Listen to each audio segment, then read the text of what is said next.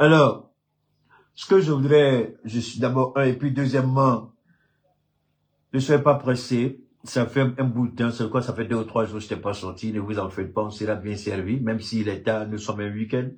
Donc, soyez rassurés que vous allez en avoir pour votre argent. Quelqu'un ne paye pas, c'est gratuit, mais connexion n'est pas gratuite, vous payez les connexions. Donc, vous allez en avoir pour votre argent, ne vous en faites pas. Je voudrais m'arrêter au Niger. Je ne sais pas ce que je dois dire, mais quand au fond de vous-même, vous avez une aspiration profonde, au fond de vous-même, vous priez Dieu de voir certaines choses de votre vivant. Vous implorez Dieu pour que certaines choses, je le répète, permettez-moi de contrôler, d'avoir un retour de la qualité sur les 2 plateformes sur lesquelles on est connecté, permettez-moi. Je vais rapidement rentrer ici pour avoir le retour de l'image. Permettez-moi, s'il vous plaît. Et puis, on va faire aussi pour Facebook, donc ne vous en faites pas. Voilà. Donc, je regarde la qualité de l'image, je sais pas.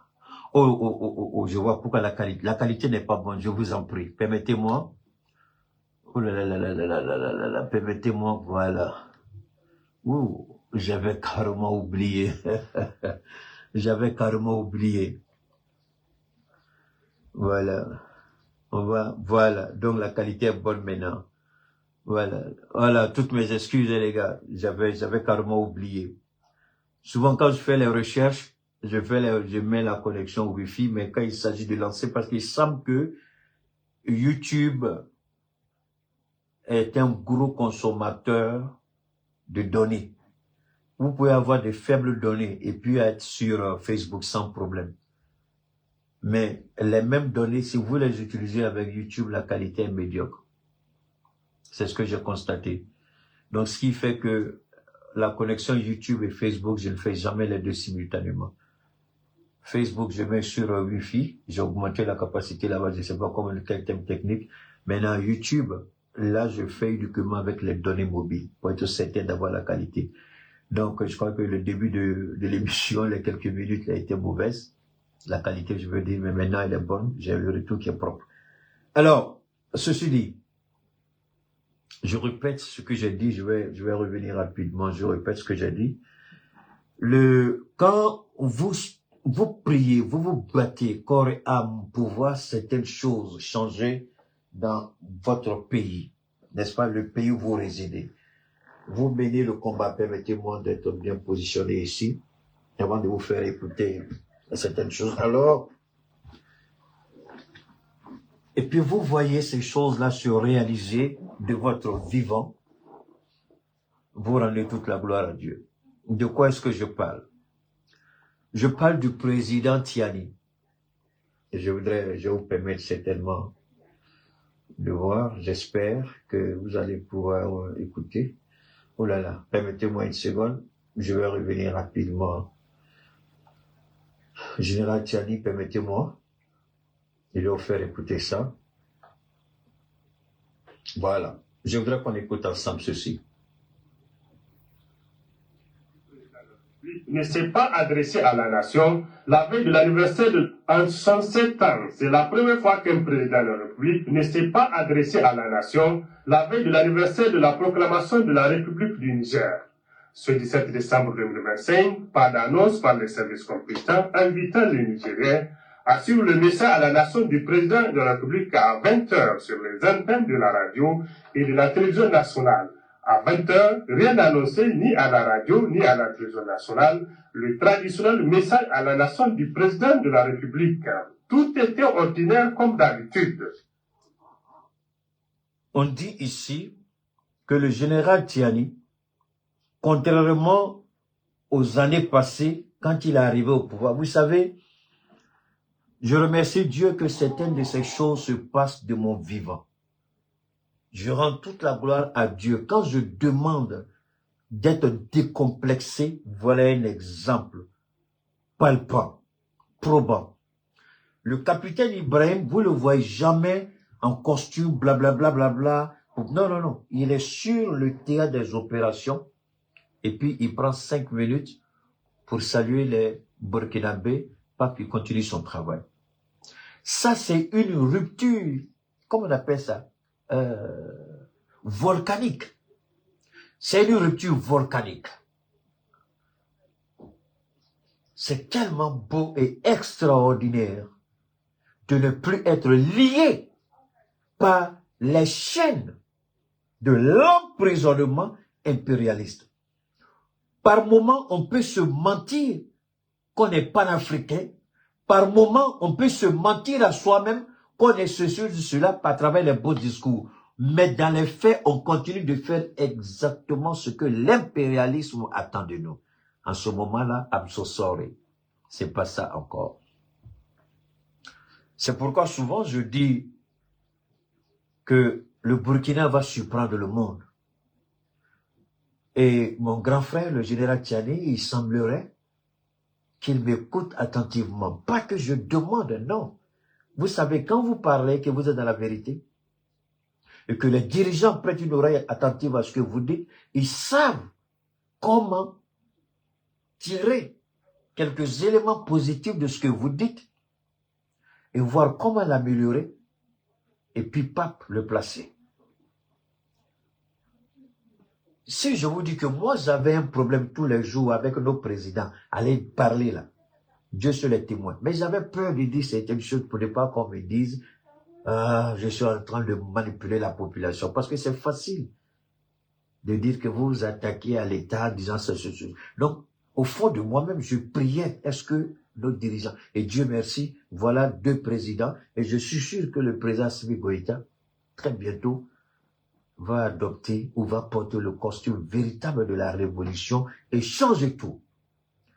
C'est pourquoi le message que je voudrais donner à mon président Goïta, Monsieur le Président, tous les politiciens qui sont à côté de vous, je prie Dieu que le jour où vous allez peut-être remplir votre mission et que vous allez faire correctement ce que vous avez à faire, le jour où vous allez quitter vos fonctions de président, je prie que les politiciens viennent appliquer leur politique.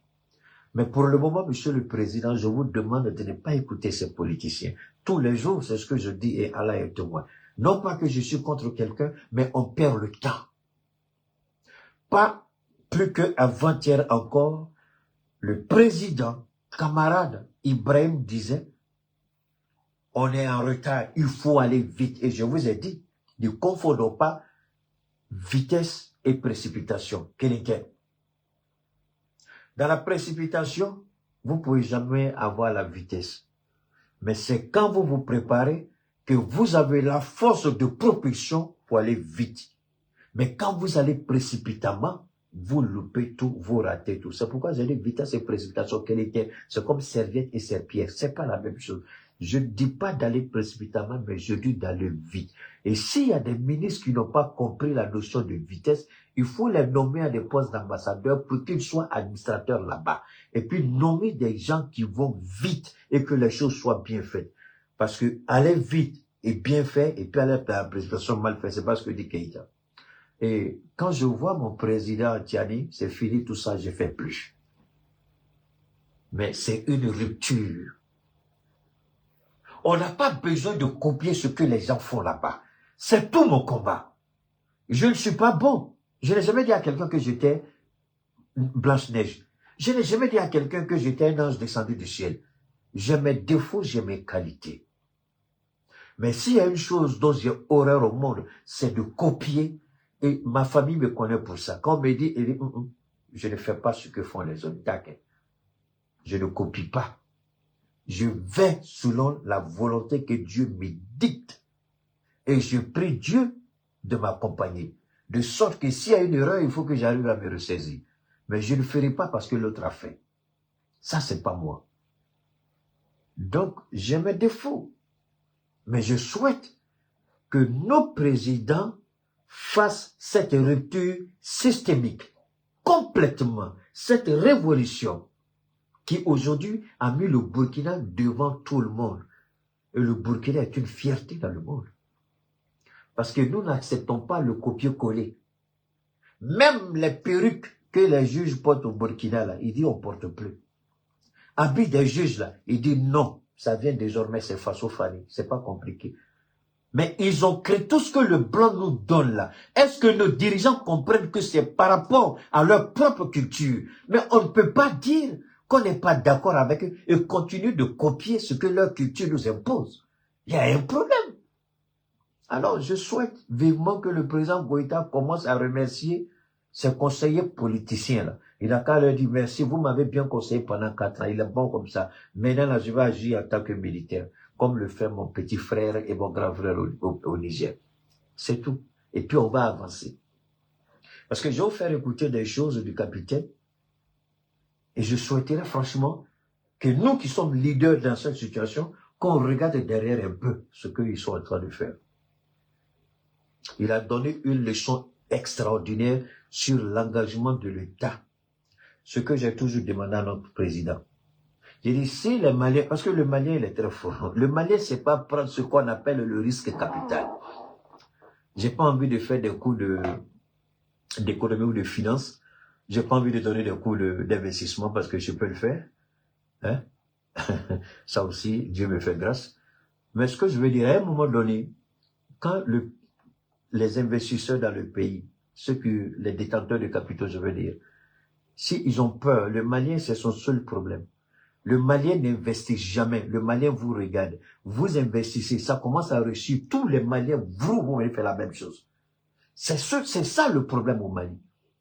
Rares sont ceux qui prennent l'initiative parce qu'ils ont peur. Ils veulent voir l'argent liquide, comprendre qu'ils ont l'argent en banque. Moi, j'ai dit, mais est-ce que vous réfléchissez? Attends, quand tu naissais là, tu es né à combien dans ta poche? Quand tu es venu au monde là, tu es venu à combien? Quand tu as parti dans ta tombe là, tu vas aller à combien? Quelle est l'histoire d'entendre j'ai 1000 francs, j'ai 10 000 francs, j'ai 1 million, j'ai 1 milliard, et puis le gars il est content. Mais investissement là, c'est pas son problème parce qu'il a peur. Et le Malien a peur. Le Burkinabé prend des risques.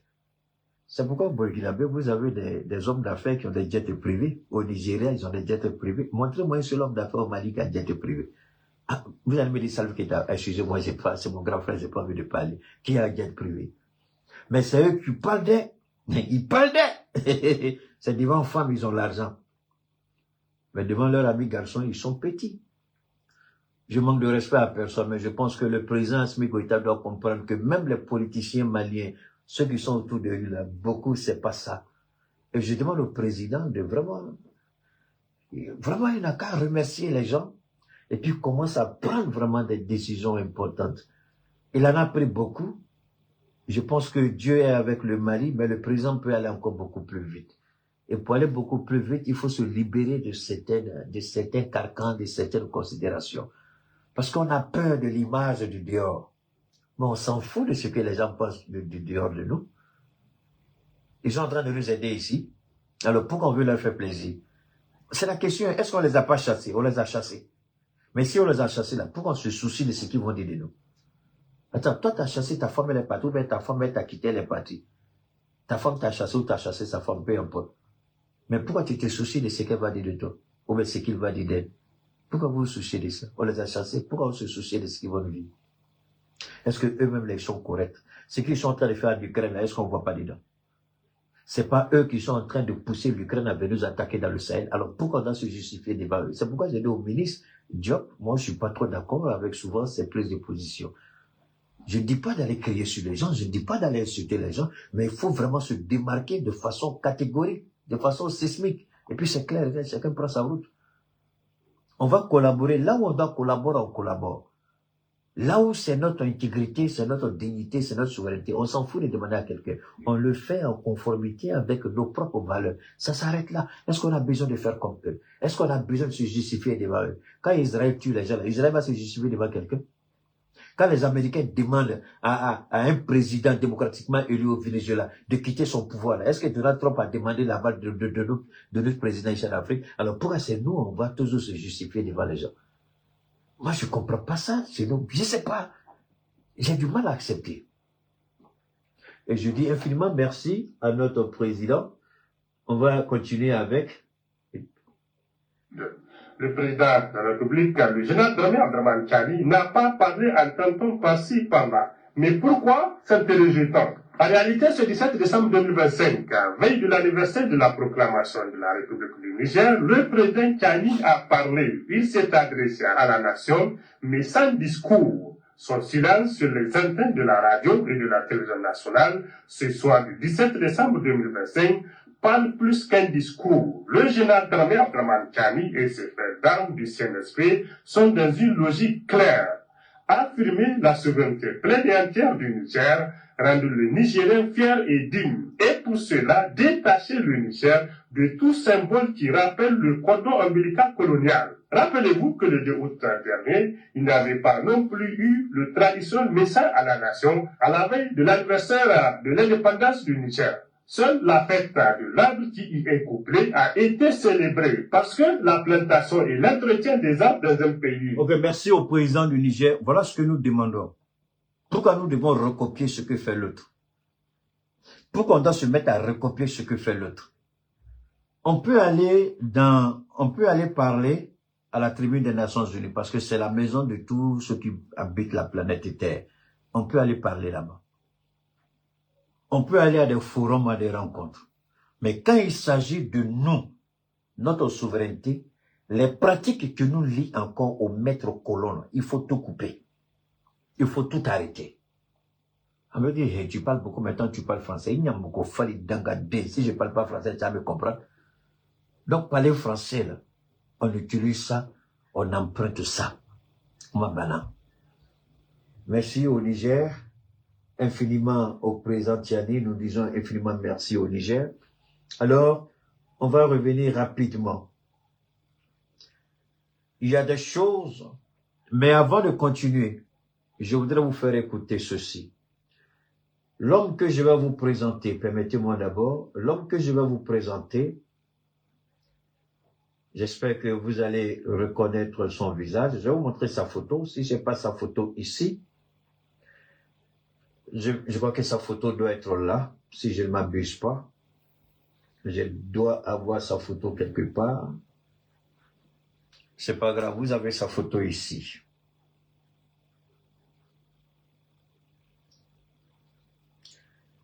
Permettez-moi, je vais rapidement vous montrer la photo du monsieur.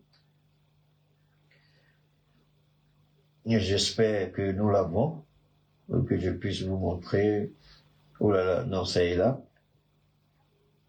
Voilà, je crois que c'est... les gens ont mal fait, ils nous ont présenté un gars. Moi, je me suis posé la question, pourquoi on nous a montré ce...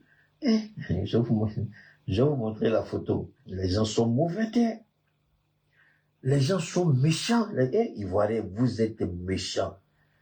Les Ivoiriens sont méchants. Tiens! On a fait quoi? Attendez-moi, je vais vous montrer ce que vous avez fait. Vous n'êtes pas gentil, les Ivoiriens. Vous êtes mauvais même. Tiens! Alors, permettez-moi, je vais vous montrer. Où ça est?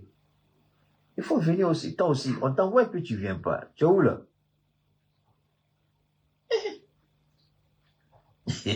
Bon, c'est pas grave. Je vais vous montrer ça comme ça. Excusez-moi, hein.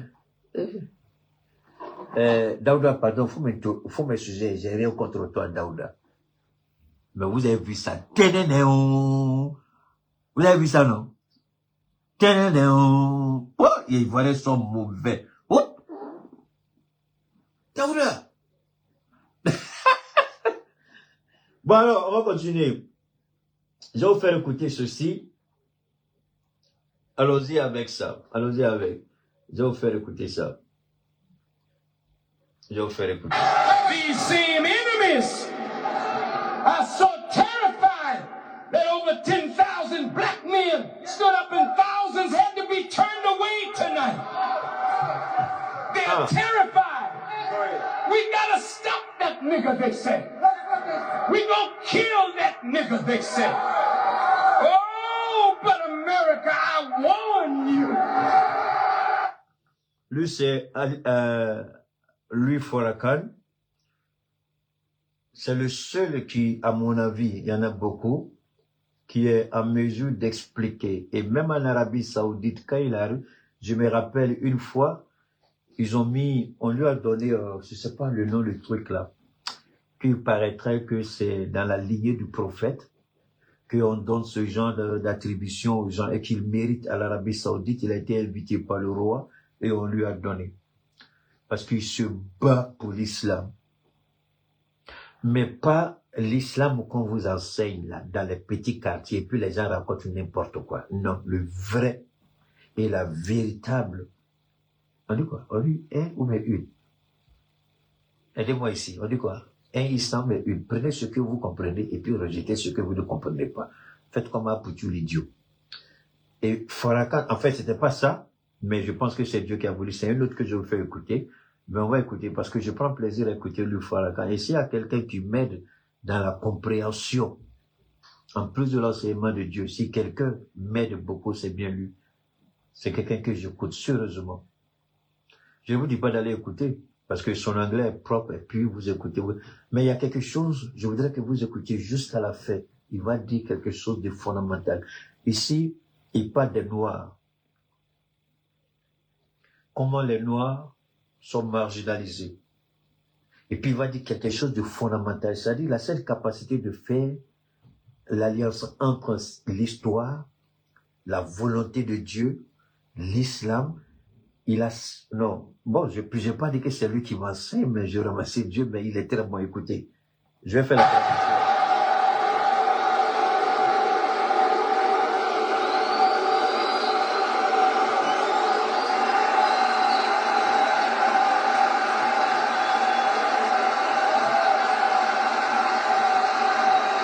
Alors vous voyez, c'est bien écrit Allahu Akbar. Pourquoi c'est écrit Allahu Akbar? Mais vous allez comprendre. On dit, ah, mais est-ce que le nom, lui, là, c'est musulman? Idangade, tu connais rien, on t'enseigne, il faut écouter. Écoutez. Écoutons-le.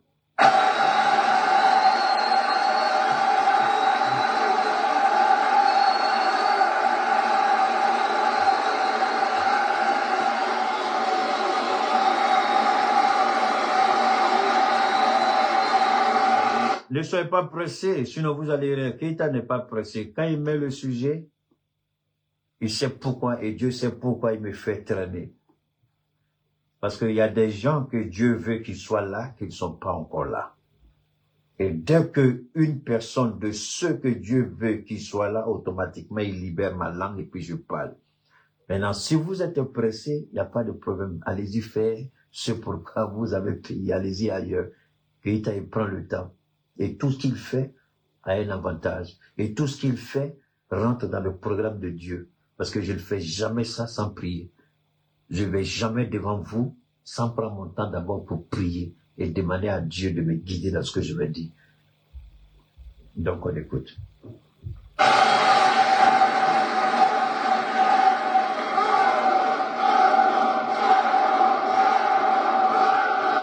Les gens crient ici Farrakhan, Farrakhan. Et c'est là où il va s'énerver, enfin pas énerver négativement. Non, non, non, vous êtes en erreur. Ne dites pas ça. Et vous allez écouter combien de fois il va dire Allahu Akbar. Alors quand les petits bâtards viennent et puis nous on parle, parce qu'on n'a pas porté les boubous, on n'a pas les chapelets longs comme tête de chameau, ou bien tête de quoi là, les idiots pensent qu'ils connaissent Dieu mieux que nous. Vous croyez que c'est dans vos boubous là Dieu habite? Ou bien dans vos chapelets là, vous croyez que c'est dans ça que Dieu est? Écoutez.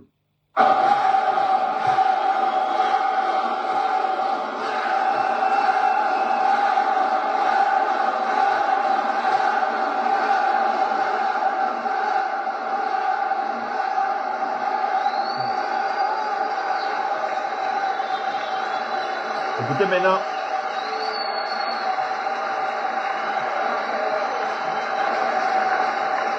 Dear brothers, Chers frères, while I appreciate you calling my name, j'apprécie que vous m'appelez. Farrakhan is born to die, but Allah is the ever living.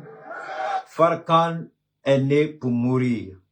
Il est de la poussière, il va retourner à la poussière. Il dit, mais Allah est éternel. J'apprécie que vous ayez appelé mon nom. Mais j'aurais souhaité que vous dites ceci. And therefore, it would be more appropriate if you said, Allahu Akbar, Allahu Akbar, Allahu Akbar, Allahu Akbar, Allahu Akbar, Allahu Akbar. That's the cry. Mabana. Et sinon, on finit. C'est pourquoi j'ai dit, petit bâtard, tu sais pas qui tu es, où tu es né, il faut venir attaquer Cheikh Oumar, je vais te montrer qui a mis l'eau dans le coco, je suis pas ton camarade. Dangadine, tu sais même pas qui est là, quand nous on parle, c'est avec ta sale gueule, tu vas essayer, tu penses que tu peux nous enseigner quelque chose, jusqu'à ta petite vie de merde, tu pourrais nous apprendre. Est-ce que Allah a dit ça? Allah a demandé pire que ça, parce qu'Allah a dit de vous lapider jusqu'à la mort. Alors, comme je suis pas là pour appliquer la charia, alors nous allons revenir rapidement ici. Alors, j'aurais souhaité, mais l'autre partie, c'était par rapport à Taylor, c'est un Américain noir aussi, qui enseigne aux Noirs à laisser ce qu'on appelle des marques, les marques indélébiles. C'est ce que j'ai dit tout à l'heure par rapport à Abdul Niang. Il faut marquer sa vie, il faut marquer son époque, il faut marquer son histoire. Il est important que chacun marque sa vie. Alors nous rentrons plein maintenant dans le sujet qui nous intéresse. Vous avez entendu tout le monde parler sur les propos. Permettez-moi de revenir à ceci. Je vais vous lire avec l'aide de Dieu, Inch'Allah. Permettez-moi de lire ce que j'ai pu retenir. Vous avez vu une image sur YouTube, la photo, je vous avais dit, et j'aime le dire, Keïta n'est pas camarade de quelqu'un, il se vante, alhamdulillah, Allah Akbar, je me vante parce que j'ai un Dieu. Je dis, depuis quand vous avez vu qu'on peut libérer des gens dans une seule situation sans qu'on nous présente quoi? Les photos. Ah, c'est pas ce que j'ai dit la dernière fois. Quand le Nigeria et la France avaient payé des gens pour faire croire qu'ils avaient été libérés, j'ai dit archi faux. On ne libère jamais dans de pareilles situations sans qu'on ne produise des images de la libération des personnes concernées. Vous avez vu les images, oui ou non? Dieu merci. Je peux me vanter pour ça au moins, non? Pour moi, si je me vante, je ne mens pas. D'accord, on continue. Le Nigeria est venu présenter ses excuses, on a compris. Mais est-ce que vous pensez que on a accepté comme ça que le Nigeria vienne? On a recueilli toutes les informations qu'on devait recueillir de l'avion, c'est en ce moment qu'on a répondu à la demande du Nigeria. Ah, grand frère, capitaine Ibrahim, grand frère, faut pas dire ça. Faut laisser les idiots dans la bêtise à laquelle ils pensent. Donc, de temps en temps, il est mon président. De temps en temps, il faut que on cogne les gens pour dire les aveugles, pour dire qu'on est là.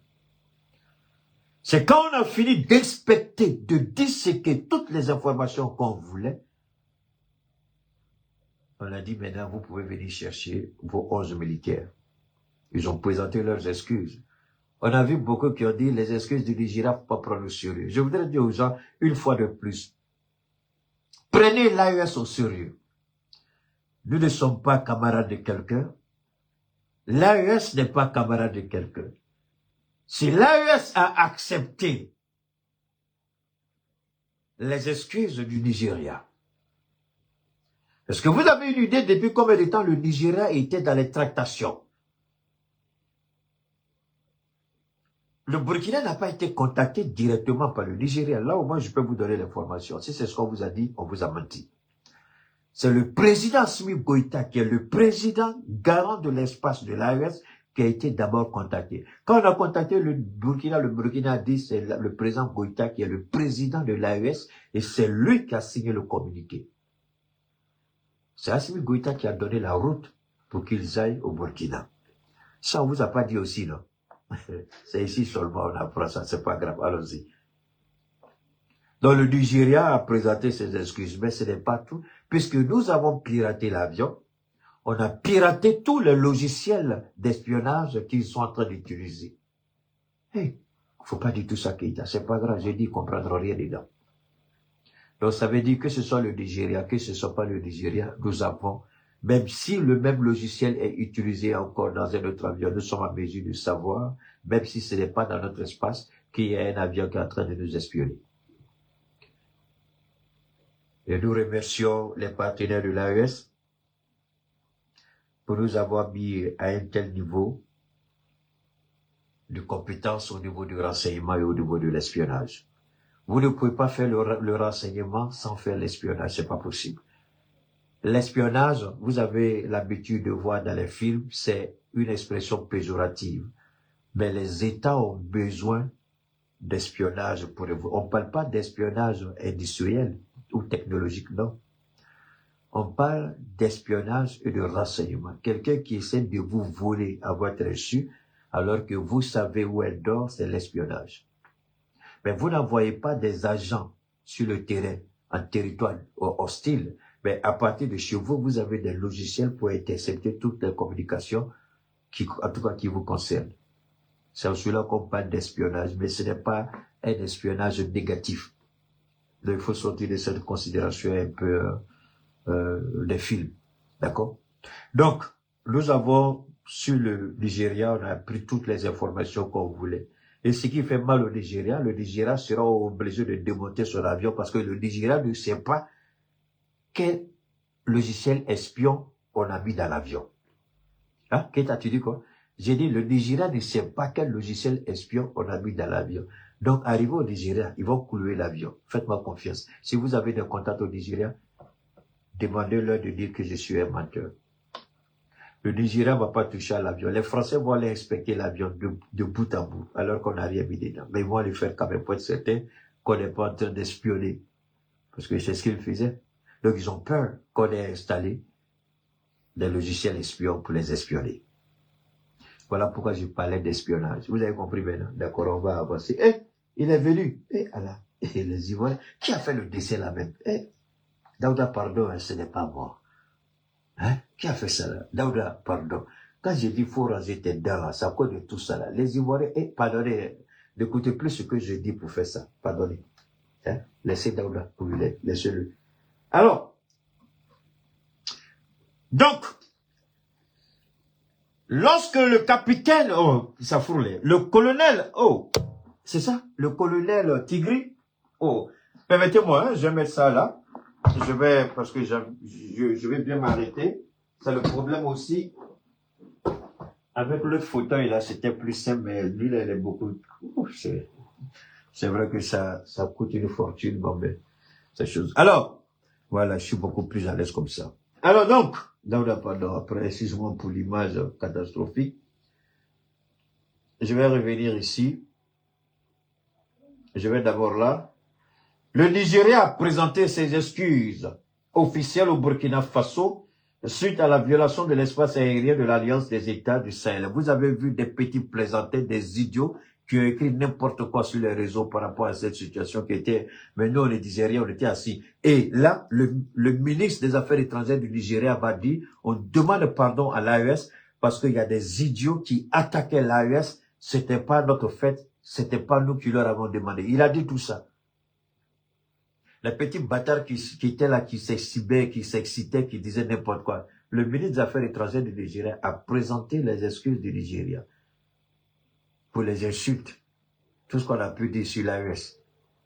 Il dit ça ne vient pas d'eux, ils ont entendu, donc ils préfèrent demander pardon. Voilà, donc le ministre des Affaires étrangères, Matana Tougar, a été reçu en audience ce mercredi par le président burkinabé, le capitaine Ibrahim Traoré, afin de présenter les excuses d'Abuja au peuple burkinabé. C'est déplorable qu'il y ait eu des irrégularités dans les documents, notamment sur les autorisations du serveur, blablabla, blablabla. Cela est regrettable et nous nous excusons pour cet incident malheureux, a déclaré le ministre. Il a également abordé les propos désobligeants tenus par un leader politique nigérian. Ah, vous entendez? Alors même au Nigeria, parce qu'il y a un idiot au niveau de leur Assemblée nationale qui a demandé une intervention militaire. C'est-à-dire les gens vivent dans l'illusion, ils vivent dans le rêve. Dans une guerre, il y aura toujours des victimes dans les deux côtés. Ça, c'est une certitude. Mais croire que le Nigeria, qui a une grande puissance militaire sur papier, Je répète, sur papier. Parce que la vérité, on va savoir. Le Nigeria, ce qu'on fait croire aux Nigérians, ou ce qu'on veut faire croire à l'Afrique, évidemment que je respecte des milliardaires tels que Ali Dangote. Hein? Il y a deux chanteurs que j'aime bien, enfin un seul chanteur, mais il y a un autre que je vois souvent, Davido, que je vois un peu avec sa grande gueule, là aussi, il se vend trop. Il se vend, bon, tu te vends, tu se vends, mais c'est pas un problème. Mais c'est surtout Burna Boy que j'aime beaucoup, que j'apprécie beaucoup. Là, ils ont, au niveau de la musique, ils ont cassé le plafond. Et en Europe et aux États-Unis, ils se sont imposés. Ça, je respecte ça. Mais croire que l'armée du Nigeria peut faire une bouchée le Burkina, ils peuvent essayer s'ils le veulent. Ils n'ont même pas d'appareil chez eux. Bon, ça c'est... Alors donc,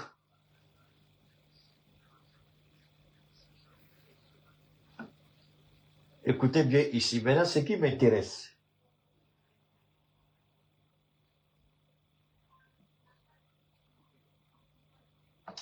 permettez-moi, il y a un élément que je voudrais vous faire écouter.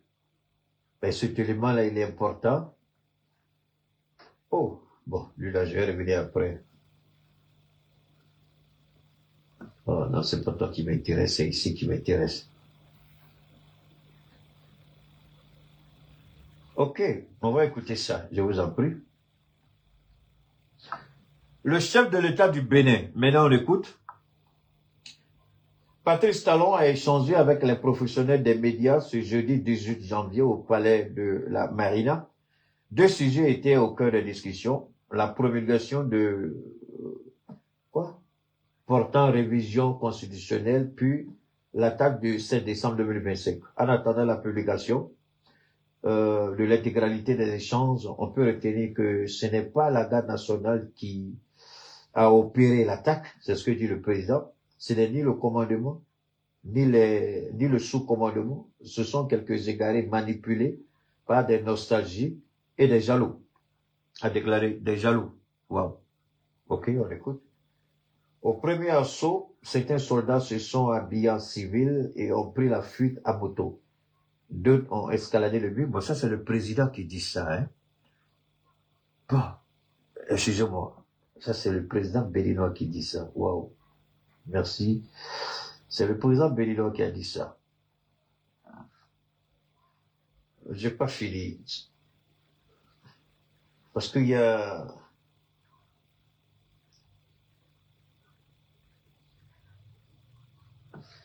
Il faut retenir ça. Moi, il y a quelque chose que je voudrais partager avec vous, je vous en prie. Il y a un élément... Où est cette partie-là? Je voudrais, franchement, attendez. Souvent, je fais tellement de trucs que je me perds un peu.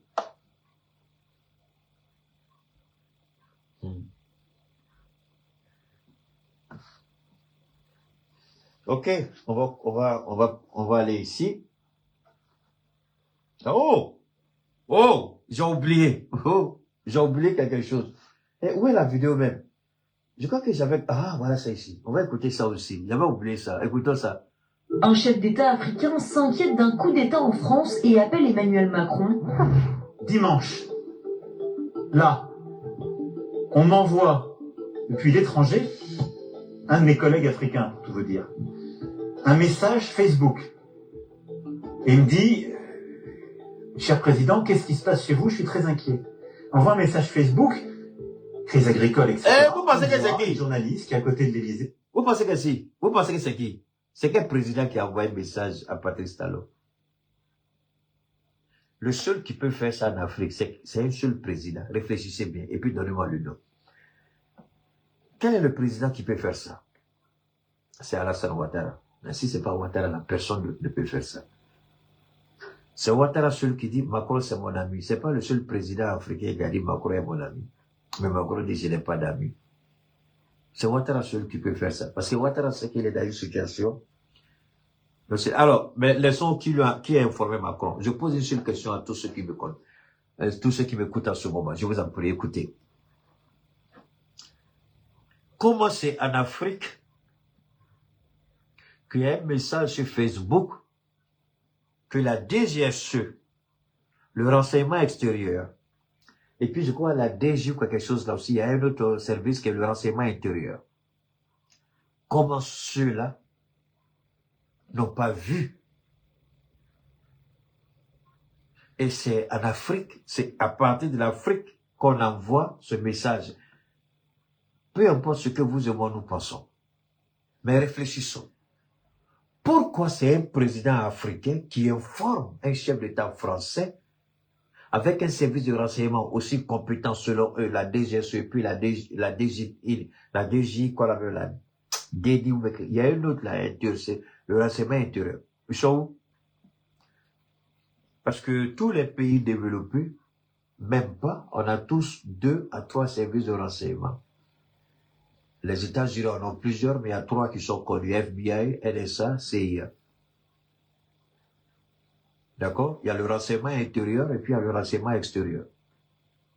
Et généralement, les renseignements intérieurs et extérieurs travaillent avec une structure qui est sur les réseaux, parce qu'on sait que beaucoup de choses viennent des réseaux sociaux. Alors pourquoi c'est un président africain qui l'informe? Est-ce que Macron ici n'a pas dévoilé à la face du monde sans se rendre compte que la DGSE c'est 0, le renseignement français c'est 0, mais ils sont forts dans la déstabilisation. Mais ils ne sont même pas à mesure d'intercepter les communications. Il a fallu qu'un président africain envoie cette information à un président, soi-disant de la 5e puissance. Ah, ce n'est plus ça parce que la Russie, Vladimir Poutine a donné la grande interview qu'il donne au quotidien, enfin, annuellement, pardon. La Russie aujourd'hui est en chose. La Russie aujourd'hui est en 4e position. Après les États-Unis, la Chine, l'Inde, c'est la Russie. L'ordre mondial a changé. Et Poutine ne l'a pas dit ça, ce n'est pas une information de Poutine. Hein. Ça, c'est selon les vraies structures, les structures internationales qui c'est eux. Mais pour le moment, on ne veut pas publier ça comme ça. Comment un pays qui est sous sanction depuis 2014 peut être en 4e puissance économique mondiale? Comment? Comment l'Inde se retrouve en 3e position? Et comment la Chine? En réalité, la Chine n'est pas en première position. La Chine, ça fera en 2e position. La Chine est en première position. C'est parce que toutes les transactions se passent avec le dollar et que le dollar est la monnaie d'échange, ce qui fait que le dollar est en première position. Mais les États-Unis, les Américains ne le sont plus. Mais jusque-là, c'est-à-dire du près, à part les Américains, le 2e, le 3e, le 4e, il n'y a aucun pays européen dedans. Aucun pays européen. Alors, que s'est-il passé? Est-ce que la guerre en Ukraine, ça a été la perte de la Russie ou la perte de l'Europe? Que chacun a essayé de s'informer pour savoir où c'est tout la vérité. Donc, quand un service de renseignement d'une puissance occidentale n'est pas en mesure, ce n'est même pas un président européen, ce n'est même pas une structure européenne, ce n'est même pas un politicien français, mais c'est un président africain. Etc., qui dit, il y a eu un coup d'État en France, un colonel a pris le pouvoir, etc. Alors nous, ça nous fait marrer. La vidéo dont il parle est en réalité générée par l'intelligence artificielle. Elle cumule 13 millions de vues. Chute de Macron. Alors, ça me permet aussi encore de venir dire, Dieu, quand tu aimes ton serviteur, quand Dieu vous aime, qu'est-ce que je vous disais la dernière fois qu'on était en communication? Qu'est-ce que je vous ai dit par rapport à l'intelligence artificielle? Je dis, faites beaucoup attention. J'ai dit, ce que je vois venir n'est pas joli. Et ce qui est malheureux, les Africains se livrent dans cette pratique avec une certaine légèreté, mais ne se rendent pas compte des dangers auxquels ils s'exposent eux-mêmes. Donc c'est une intelligence artificielle qui génère l'information. Et la journaliste est tellement bien dit, il y a eu coup d'État. Bon, dans tous les cas, c'était 2 choses que je voulais que vous reteniez ici. 1, comment le renseignement n'est pas à la hauteur en France, et ce qu'on veut nous faire croire que le renseignement l'est, c'est faux. Et deuxièmement, faire beaucoup attention à l'intelligence artificielle. Comme je vous l'avais dit la dernière fois, voilà une preuve qui est là, de faire beaucoup attention parce que si vous allez écouter n'importe quoi et n'importe qui, vous allez vous faire du tort et vous allez vous faire mal. Parce qu'à la longue, il n'y a rien de bon, vous allez retenir, rien que des bêtises. D'accord? Je ne dis pas de venir forcément à moi, mais faites beaucoup attention. Parce que souvent, mais vous avez du mal à faire la différence entre l'intelligence artificielle. Quand c'est bien fait, vous avez du mal, mais moi j'ai la façon de l'aider. Il y a des signes vitaux au niveau de l'homme. Mais là, c'est un autre débat. Je ne vais pas vous décrire ça ici, je suis désolé. Hein? Il y a des signes vitaux. Quand je regarde la vidéo, et puis je ne retrouve pas ça dedans, je dis ça, c'est artificiel. C'est intelligent. Parce que quel que soit ce qu'ils vont faire, l'intelligence artificielle ne sera jamais 100% humain. Donc, il y a des petits signes. Comme je suis un grand observateur, c'est facile pour moi de détecter. Donc, apprenez à être observateur. Si vous voyez tout ça, vous allez savoir, vous n'aurez pas besoin de Keita pour ça. Alors, c'était juste la petite parenthèse. On va revenir ici et puis on va continuer. On nous dit, je vous en prie, je vais revenir ici. On nous dit ici que vous avez tous entendu que le colonel Tigri, j'espère, permettez-moi, je crois que j'ai l'information du colonel Tigri, je vais lire ça pour vous. Vous avez besoin d'informations telles que moi aussi. On va aller ensemble et puis on va échanger. Je crois que ça est là.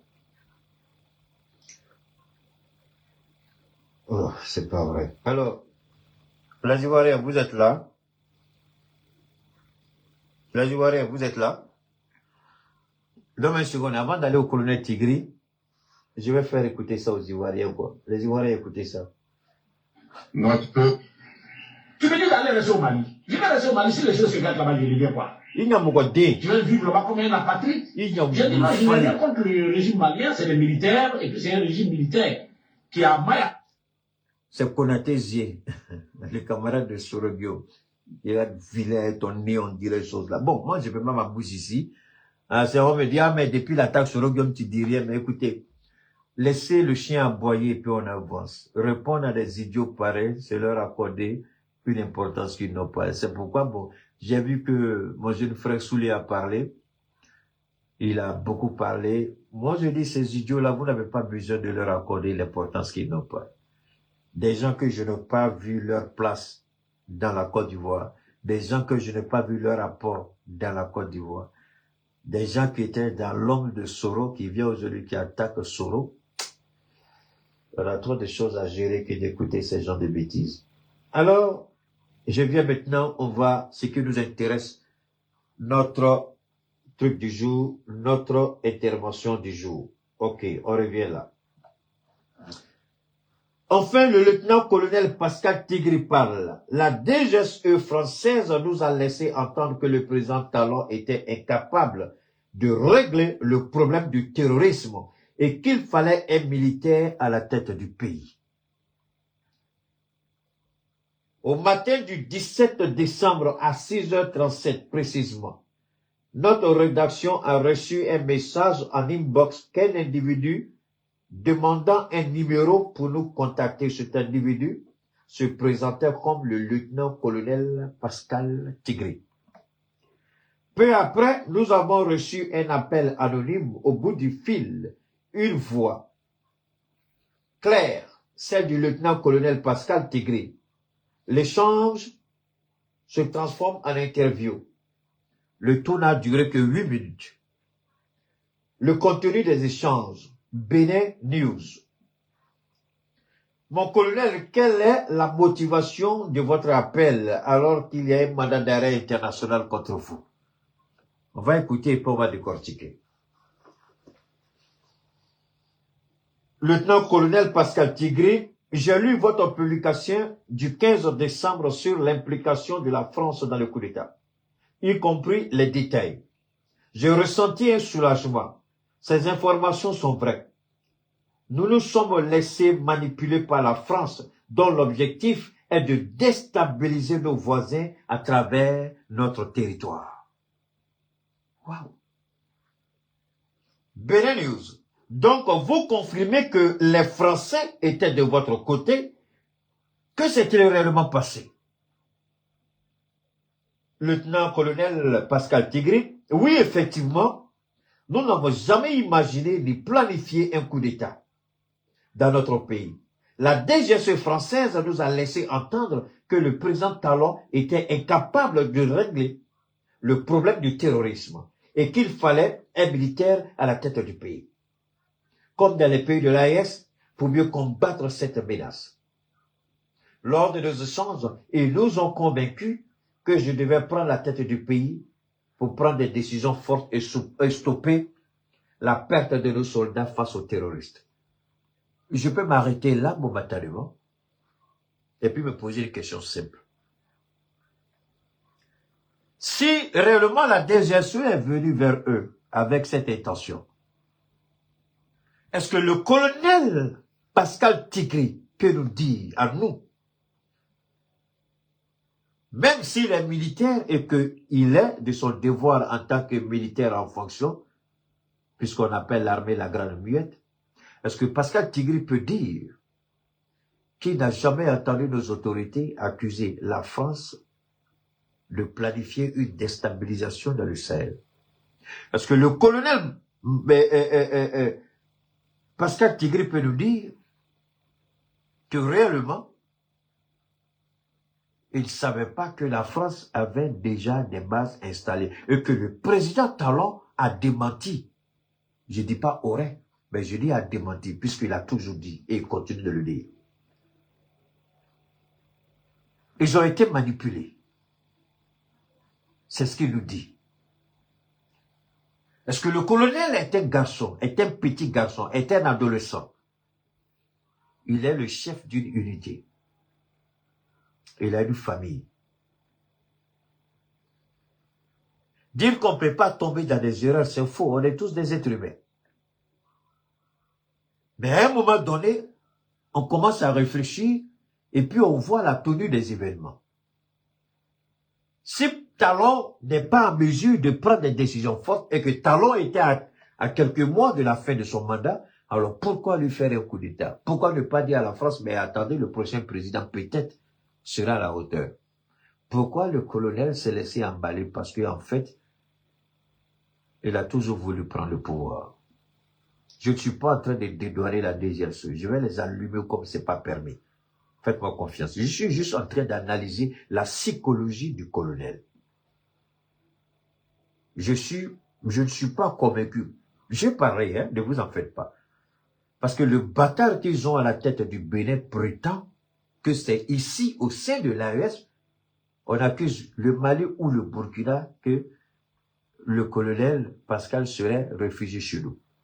Il y a même sur les médias, on a vu, soi-disant que l'autorité au Burkina, les autorités du Burkina ont accordé l'asile politique au colonel Tigri, ce qui est faux. Il y a quelque chose qui est en train de se préparer. Et comment Tigri, qui est supposé être à la tête d'une élite des forces spéciales, n'a pas été capable de comprendre tout de suite la supercherie de la France.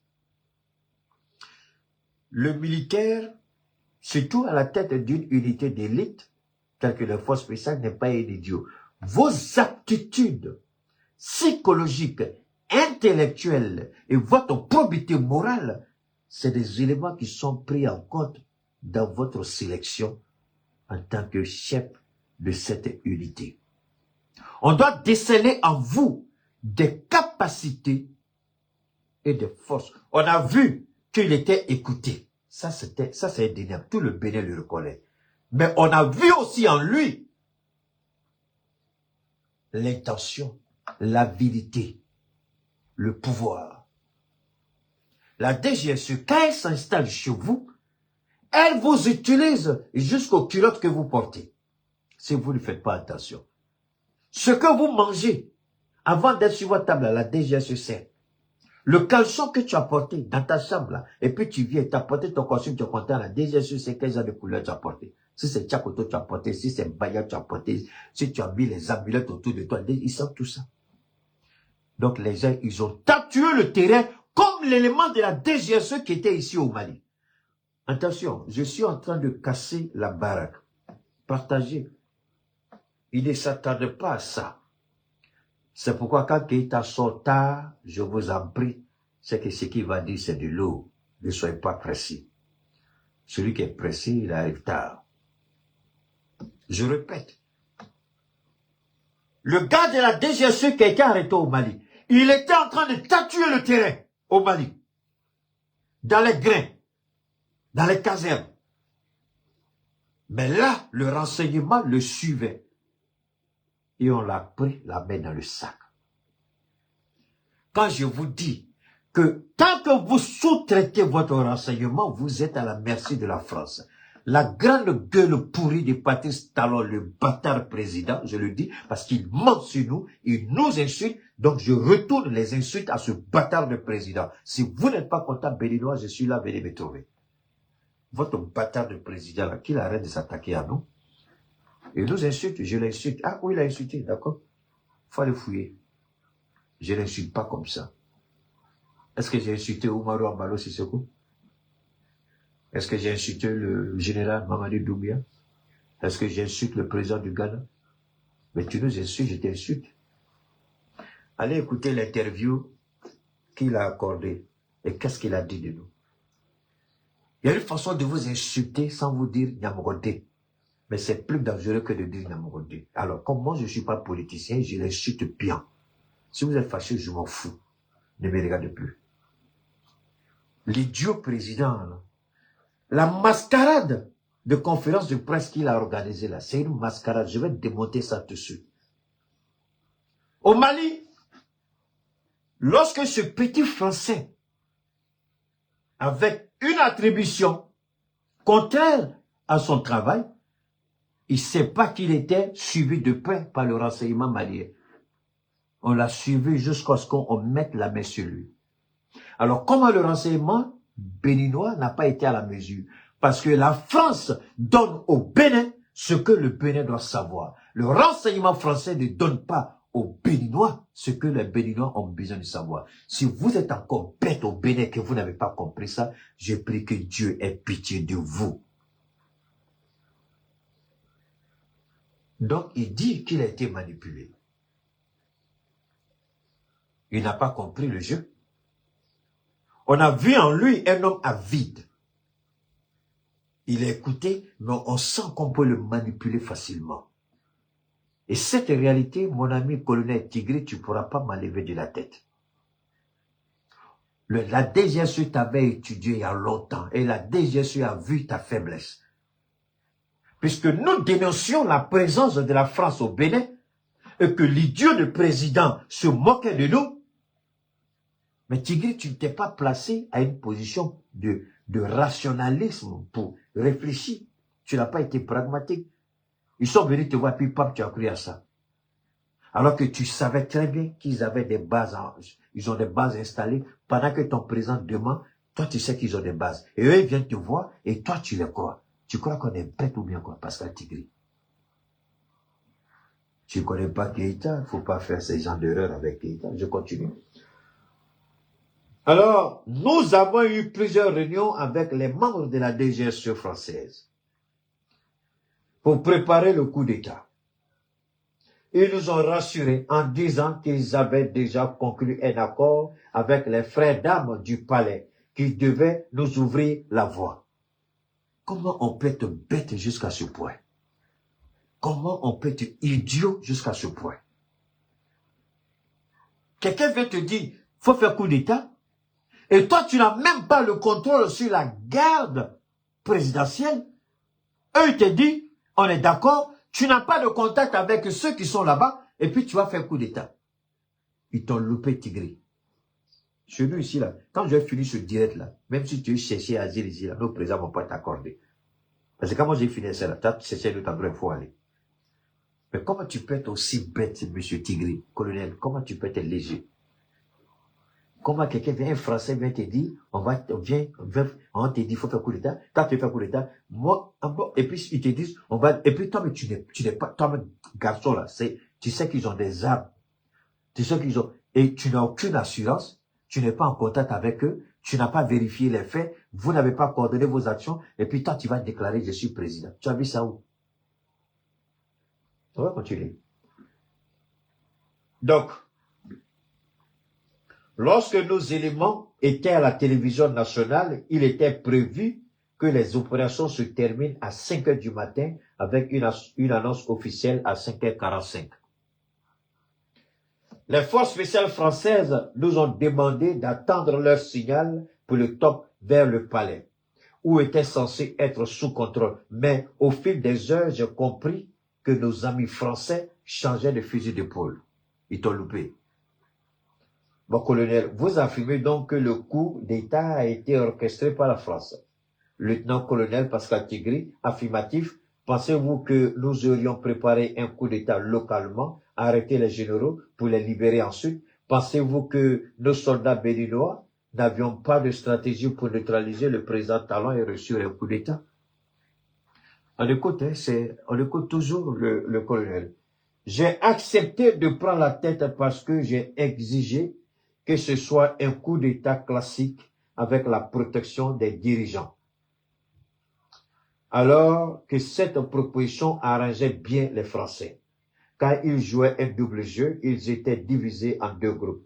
Un groupe de forces spéciales françaises était avec moi. Leur objectif, que nous avons compris trop tard, était de prendre le contrôle du président Talon. Bénin News, nous avons appris par Jeune Afrique que vous seriez au Togo, est-ce vrai? Jeune Afrique n'est rien d'autre qu'un média français. Écoutez, les Français m'ont isolé dans un endroit. Les Français m'ont isolé dans un endroit, en me rassurant que tout se passait comme prévu et qu'il fallait attendre le bon moment pour ma déclaration. C'est à ce moment-là que certains de nos éléments, informés du double jeu des Français, m'ont exfiltré vers un lieu sûr. Donc les Français l'ont mis quelque part et fait croire que tout allait bien. Pour le moment, je suis en train de lire ce qu'il a écrit. Je n'ai pas encore commencé mon analyse. Donc, partagez, je vous en prie. Et si vous êtes nouveau, abonnez-vous si ce que nous faisons vous intéresse.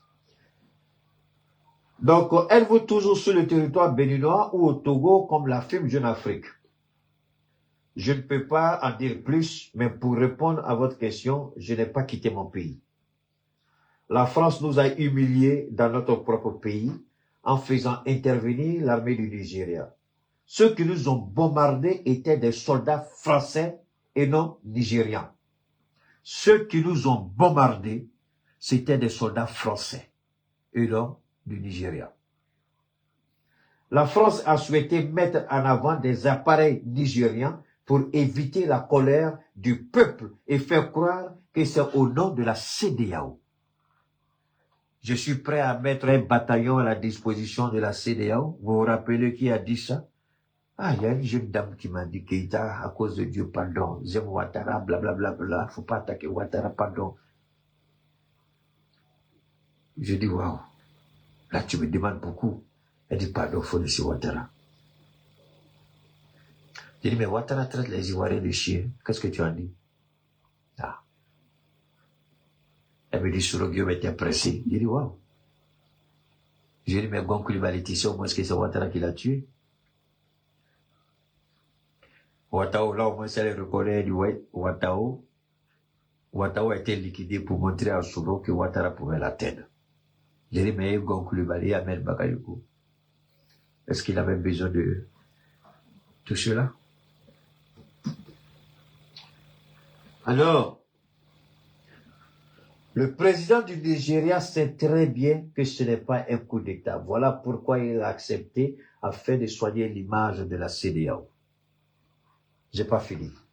Tout ce scénario est pour justifier une attaque en préparation contre le Burkina Faso et le Niger. Voilà ce qui m'intéresse. Et là, je suis dans tous mes états, dans une colère que je ne peux pas décrire parce que je vais me contrôler pour ne pas dire des choses que je vais regretter par rapport à ce colonel. Est-ce qu'il croit réellement qu'il allait réussir un tel coup d'État?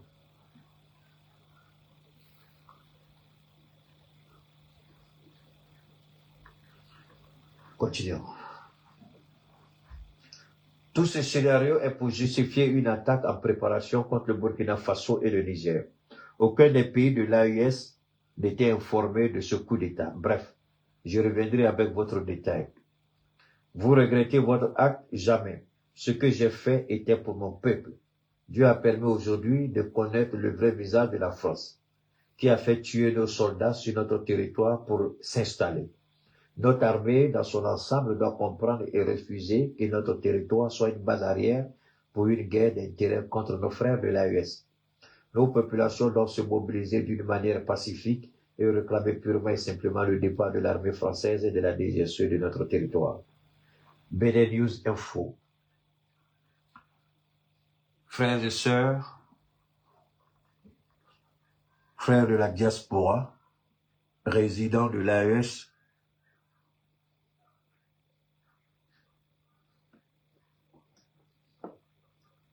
quand vous écoutez ça, vous êtes blessé au-dedans de vous-même. Ce qui me fait mal, c'est que le colonel, pendant tout ce temps, ne s'est jamais posé une seule question. Une question qui aurait pu éviter tout ça. Une question qui lui aurait permis de réussir sa prise du pouvoir. Une seule question, pas deux, une seule question. Depuis quand la France s'intéresse aux intérêts de l'AES? Depuis quand la France veut aider l'AES? Depuis quand, tout le temps que nous dénoncions la France comme étant à la base des terroristes dans le Sahel, est-ce que le colonel peut dire qu'il n'a jamais entendu nos accusations? Aucun pays de l'AES n'est resté à marge de cette accusation. Tous, nous l'avons toujours fait, avec des preuves établies que la France est derrière tout ça. Comment cette France vient te dire que Patrice Talon ne peut pas et que toi, tu peux être, et bêtement, tu crois à ça? Le Bénin que j'ai connu, les Agodiers, les Amazones, les combattantes que j'ai connues dans l'histoire du Bénin, que j'ai vues à travers des films, à travers des documents, à travers des récits historiques, ce n'est pas ce Bénin-là que je vois. Et voir un colonel de l'armée, d'une unité spéciale, s'exprimer avec légèreté, je me pose la question, ainsi donc c'est comme ça que la France forme les soldats africains. Parce que un Américain, tout de suite il va comprendre. Un Allemand, un Anglais, un Italien, un Espagnol, un Marocain, un Tunisien, un Algérien, un Malien, tout de suite, un Burkinabé, un Nigérien, pas Nigérian, tout de suite, nous on va comprendre. Donc c'est comme ça que, et ça c'est une honte pour le Bénin. Les idiots béninois qui veulent insulter là, ouvrez vos oreilles sales et puis écoutez le sage vous parler, le bambam de Dieu, lavez votre tête perfide.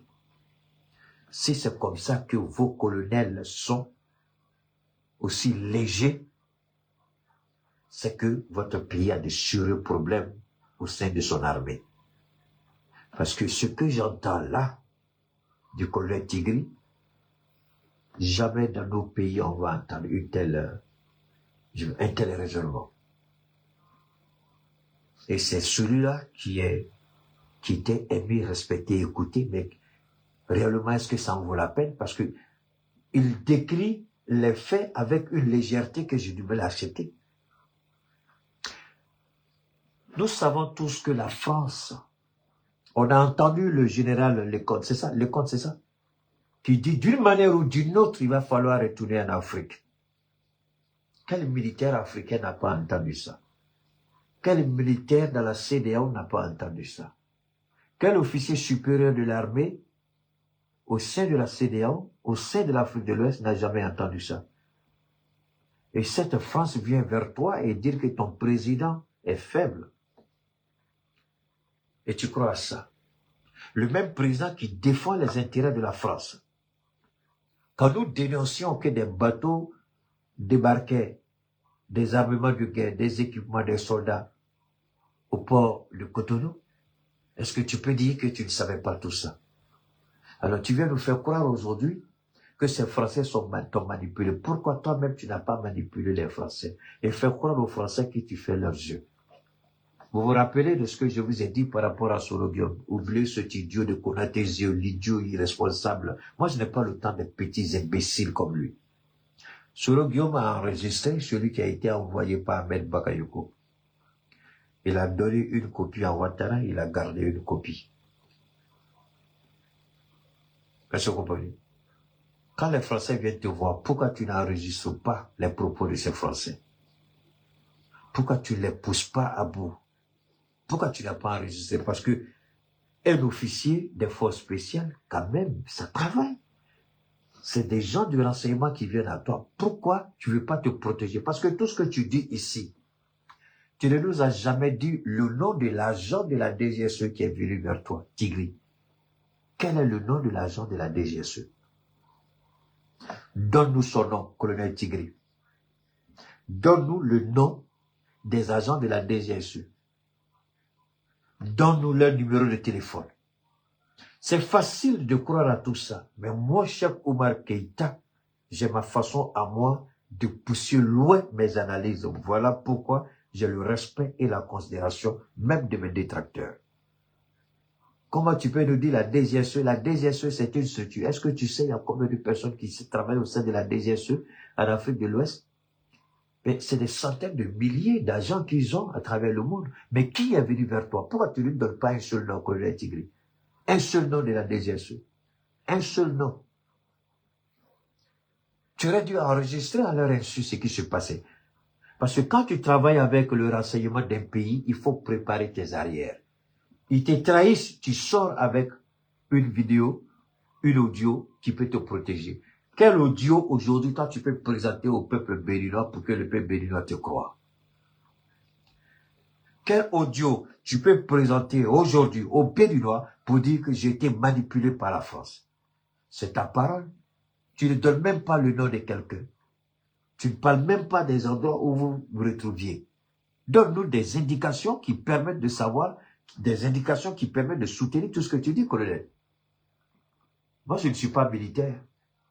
Mais beaucoup de militaires m'apprécient pour la simple raison que j'ai l'esprit militaire. C'est-à-dire que je pousse très loin la réflexion.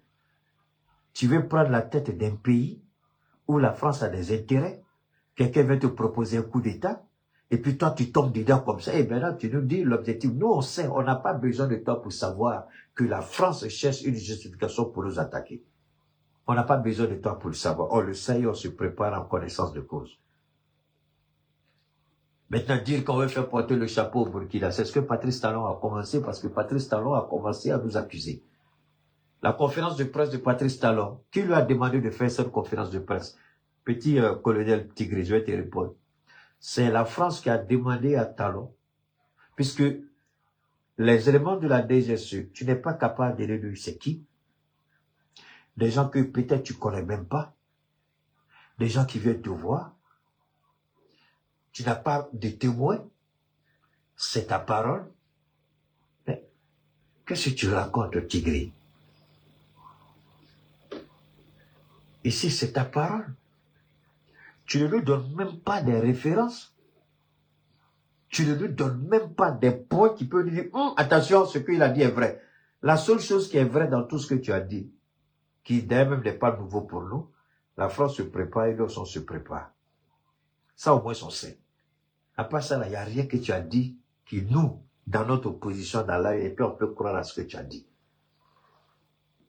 Comment tu peux tomber aussi bas? L'élément qui t'approche, nous on a, attendez, attendez, s'il vous plaît, donne-moi une seconde, hein. Je vais revenir rapidement. Je vais essayer de revenir rapidement sur, attendez, je vais faire ça ici, permettez-moi. Permettez-moi. Je crois que le gars s'appelait Yohan, non? Attendez, donne-moi une seconde, hein. Donne-moi une seconde, je vais vous faire écouter.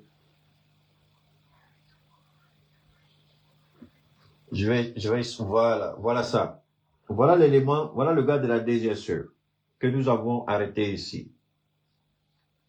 Je vais vous montrer au colonel Pascal Tigri.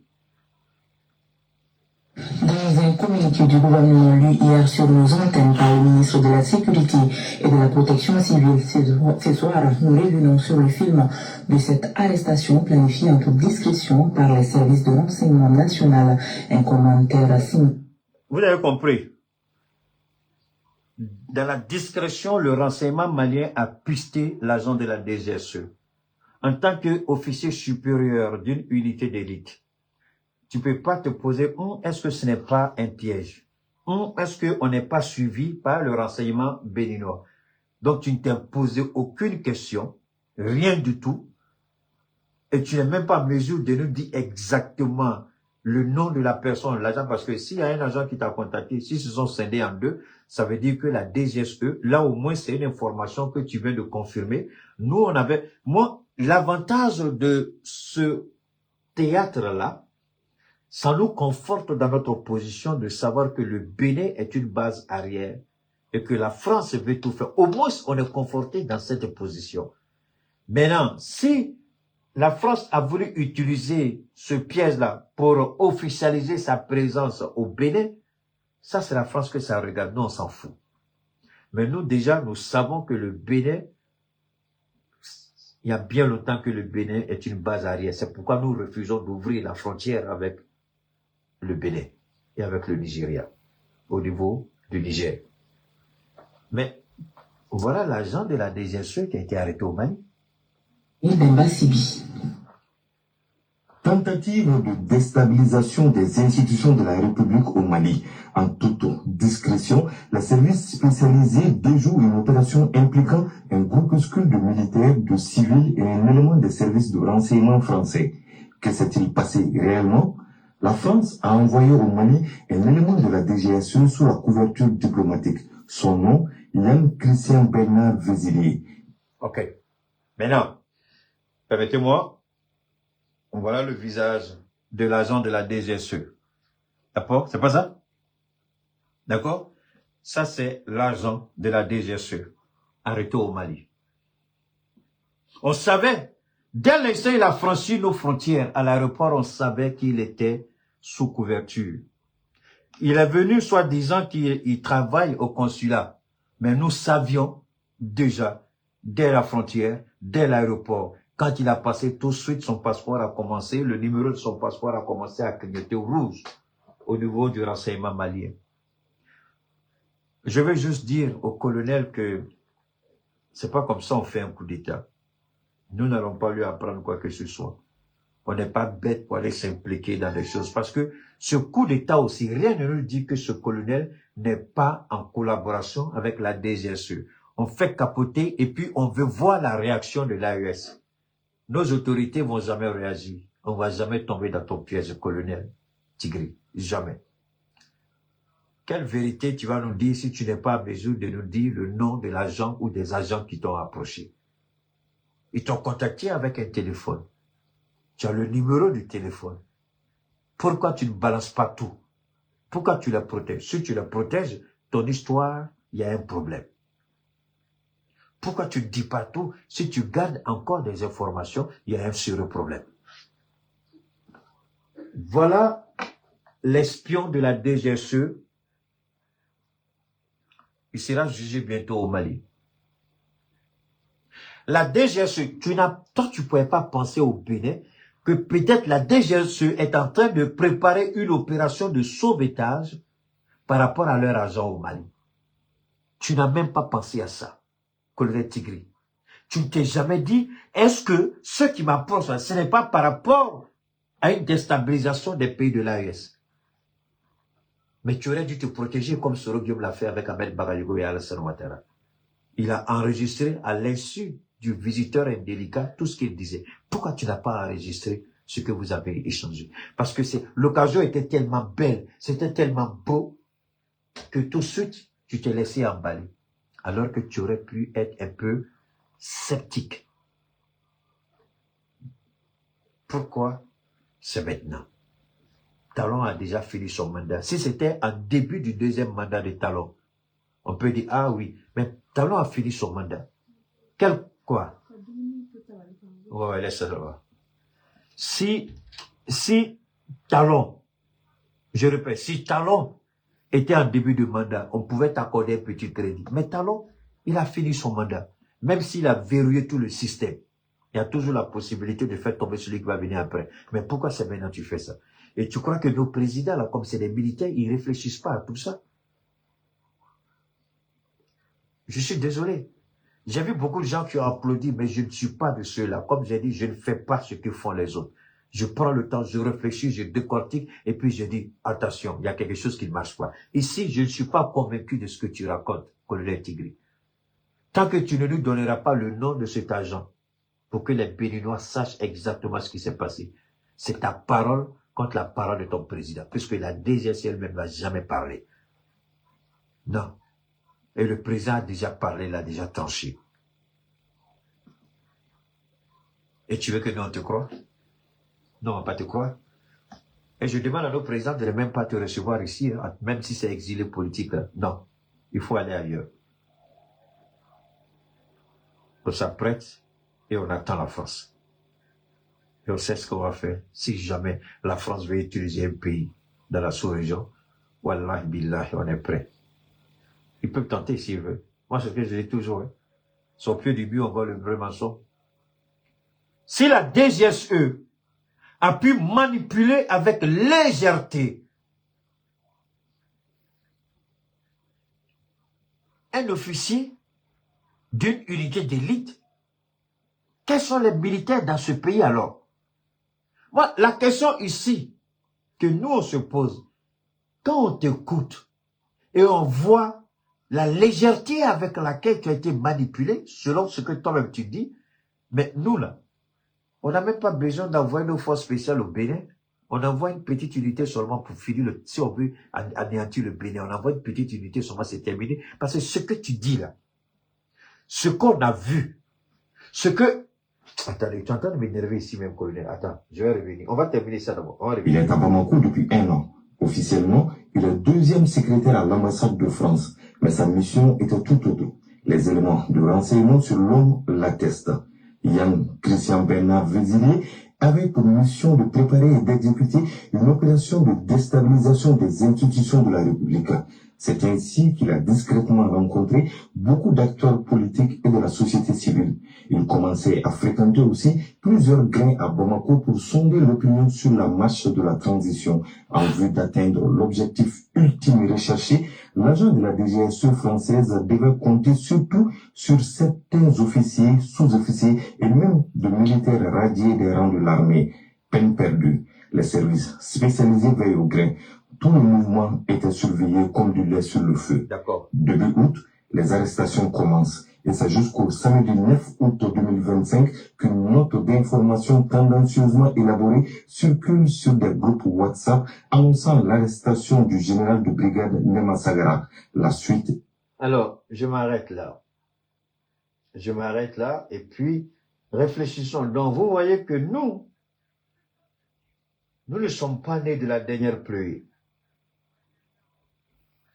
Permettez-moi, il y a un élément que je voudrais vous faire écouter. Parce que ça, c'est pour nous, ça, c'est... Ok, on va écouter ça. À présent, la teneur de ce communiqué, le procureur général près la cour d'appel de Bamako informe l'opinion nationale et internationale que des faits relatifs au comportement peu orthodoxe du lieutenant-colonel Yann Christian Bernard Vézilier, de nationalité française, caractérisé par des actes visant à porter atteinte à la sûreté de l'État, à la stabilisation des institutions de la République, à la souveraineté nationale et à s'aimer la terreur ont été portés à sa connaissance. Dans cette entreprise mafieuse, le lieutenant-colonel Yann Christian Bernard Vézilier a noué des contacts en vue de déstabiliser les institutions et de soutenir des entreprises terroristes.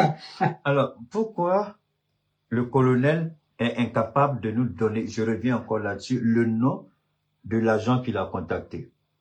Alors, en matière de renseignement, je ne vais pas rentrer dans trop de détails, sinon, les gens vont me poser la question, mais comment je connais tout ça? Donc, j'ai beaucoup étudié le renseignement. Il y a ce qu'on appelle les officiers de terrain, c'est-à-dire les officiers traitants.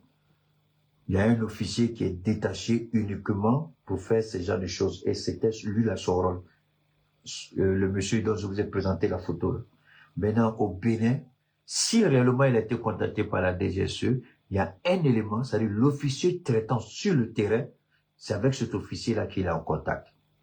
Pourquoi il ne lui donne pas le nom de l'officier? Pourquoi il ne lui donne pas son numéro? Pourquoi il ne dit pas où il se retrouvait? Au moins, le Bénin saura que, attention, tu demandes aux Béninois de sortir, mais tu ne donnes aucune information crédible aux Béninois.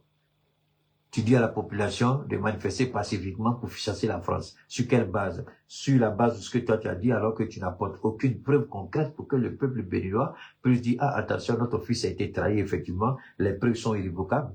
Parce que la justice dit quoi? Tout le monde est innocent jusqu'à ce que la preuve de la culpabilité soit établie, cela de la façon irrévocable. Donc, si tu apportes des preuves irréfutables, qu'on appelle irréfutables autant pour moi, mais c'est clair que celui qui est là, il appartient au Bénin, au président de le garder ou de dire tu es personne non grata au Bénin.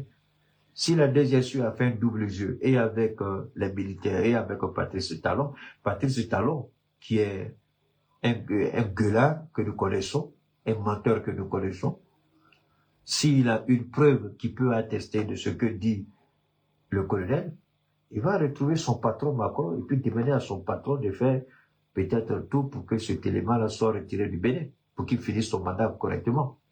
Mais tu ne dis rien, les Béninois n'ont pas dit non. Ils vont dire non par rapport, parce que toi t'as dit, quelle preuve tu donnes aux Béninois? Quelle preuve tu donnes aux Béninois pour te soutenir? Moi, je ne sais pas. Les gens peuvent te soutenir, mais moi, je ne te soutiendrai pas tant que tu n'apporteras pas la preuve irréfutable que, effectivement, l'agent de la DGSE qui t'a contacté, voilà son nom, voilà où il est, et puis voilà son numéro. Quand tu fais ça, c'est Philippe Mabana. Là, le Bénin va te soutenir, mais tu dirais, tu viens, blablabla, on a été manipulé. Alors, cela démontre quoi? Oh là là, donne-moi une seconde. Donne-moi une seconde, je vais rapidement rectifier quelque chose. Non, c'est pas. Donne-moi une seconde. Donne-moi une seconde, je vais rapidement. Permettez une seconde, s'il vous plaît. Oh là là, c'est pas ça. Donne-moi une seconde, je vous en prie. Je vais rectifier rapidement quelque chose ici, quoi.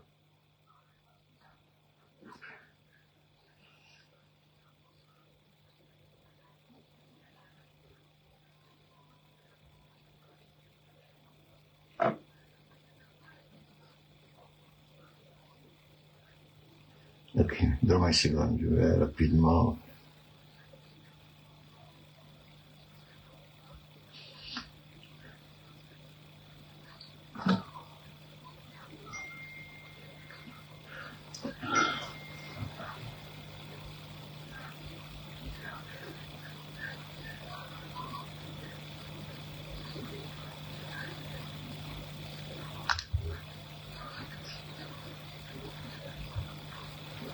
Voilà.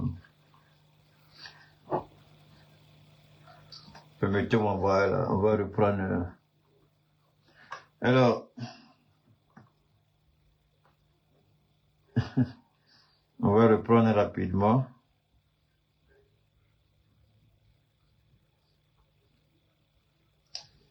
Oh là là là là là là, je pense que j'ai...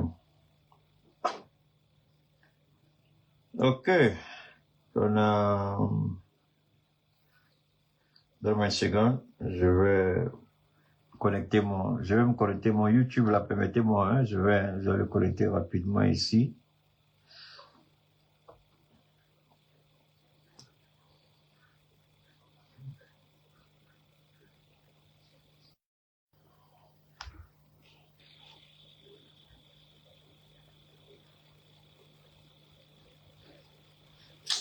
Ouf.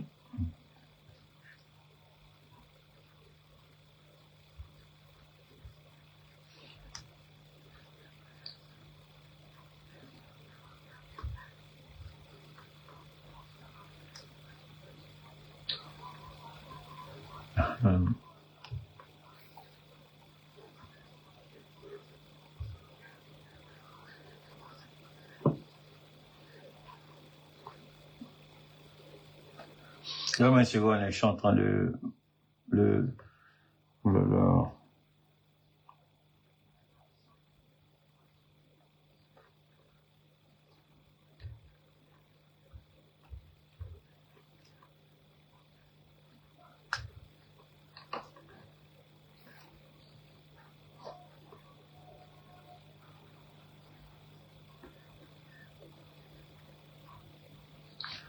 Oh là là.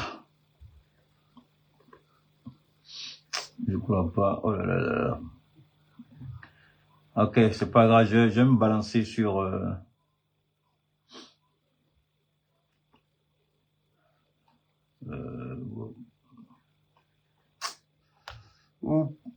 c'est compliqué, ok, on va aller avec ça. Je vais me débrouiller comme ça. Alors, on va pas trop durer. On a déjà pratiquement conclu. J'attends de revenir ici. Alors, ce qu'il faut retenir, quand, par exemple, vous dites que vous avez été contacté par tel ou tel service de renseignement, il faudrait que quand même vous puissiez aider vos concitoyens, c'est-à-dire les Béninois, à avoir une certaine réalité sur ce que vous dites. Il faut que les preuves soient apportées. Mais vous dites que j'ai été contacté. Vous avez vu tout à l'heure au Mali ici les informations que nous avons données. Et puis, cette situation relève 2 ou 3 choses au Bénin. Un,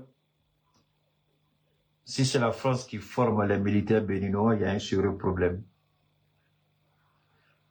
Parce que la légèreté avec laquelle le colonel a été approché et il est tombé dans le piège, ça pose un problème.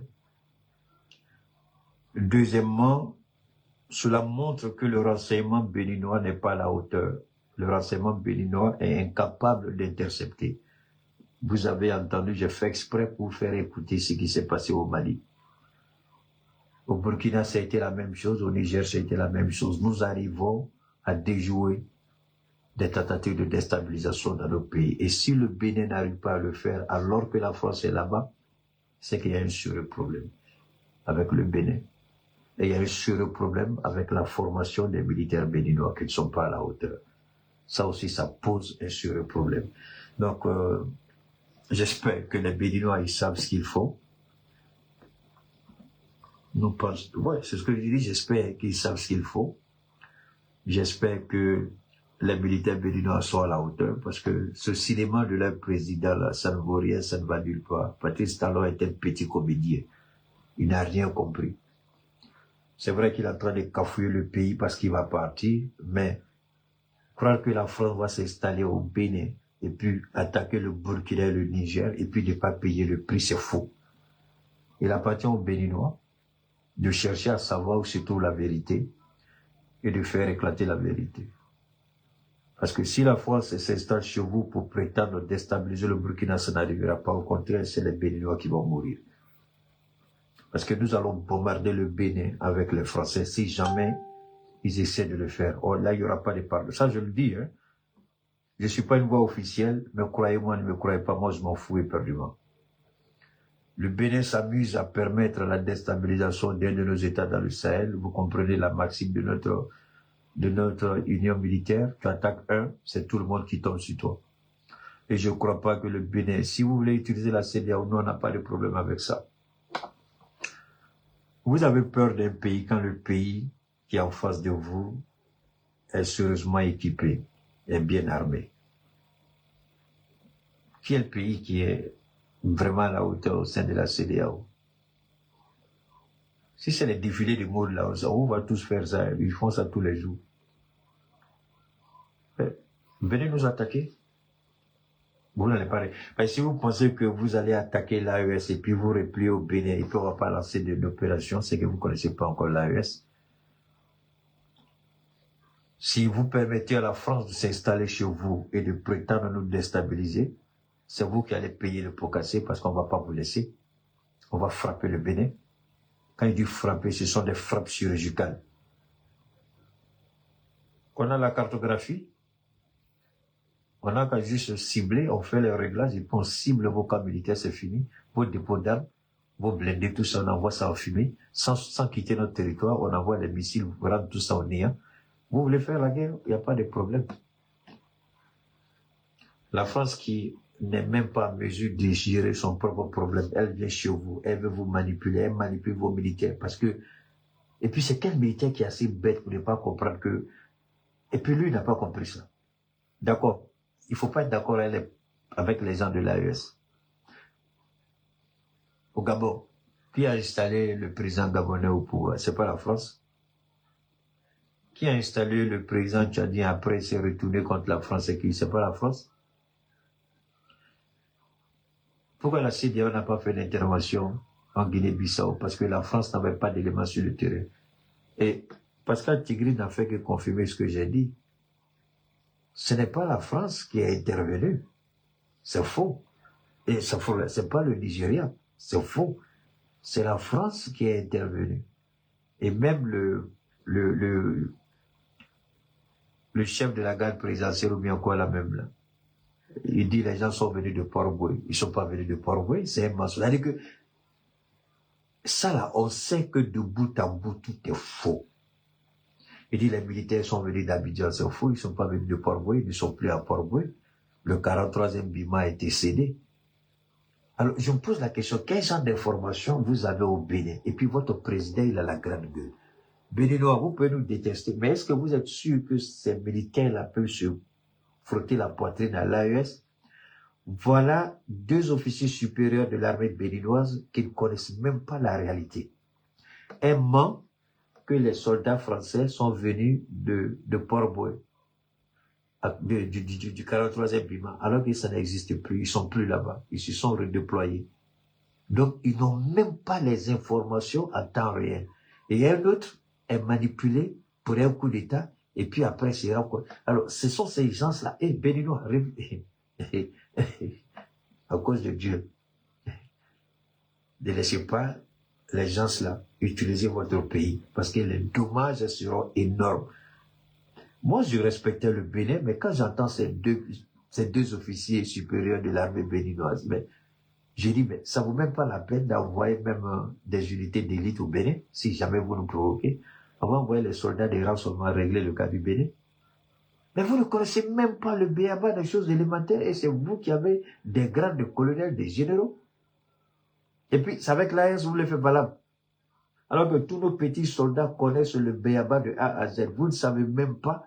On vous manipule comme une petite fille qu'on vient de blaguer pour aller la chose là, et puis vous tombez dedans. L'autre aussi, il raconte des bêtises, il ne sait même pas d'où viennent les phrases. Et puis c'est vous qui voulez vous frotter, et c'est là que vous avez la grande gueule à vos politiciens là pour attaquer l'AES. Est-ce que vous réfléchissez aux conséquences de ce que vous dites, vos idioties là? Vous êtes sûr là que le Bénin peut aller avec l'AES? Est-ce que vous êtes certain de ça? Vous n'avez qu'à écouter vos militaires qui ne savent même pas ce qu'ils disent. Des gens qu'on manipule, des gens à qui, même si les Français vous ont dit qu'ils sont venus d'Abidjan, ne soient pas bêtes, ils sont plus à Port-Boué. Il fallait te limiter seulement, ils sont venus de la Côte d'Ivoire. Au moins c'était intelligent. Mais quand tu dis d'Abidjan, là, de Port-Boué, là, de quel Port-Boué tu parles? Et ça, ce sont des officiers que vous avez chez vous. Alors, on se retrouve une prochaine fois, Inch'Allah, par la grâce de Dieu. On garde le contact, à très bientôt. Merci infiniment à toutes et à tous. Et puis, demain, Inch'Allah, demain, Inch'Allah, enfin, on est déjà samedi, on va faire mieux que ça, d'accord? Merci infiniment, à très bientôt.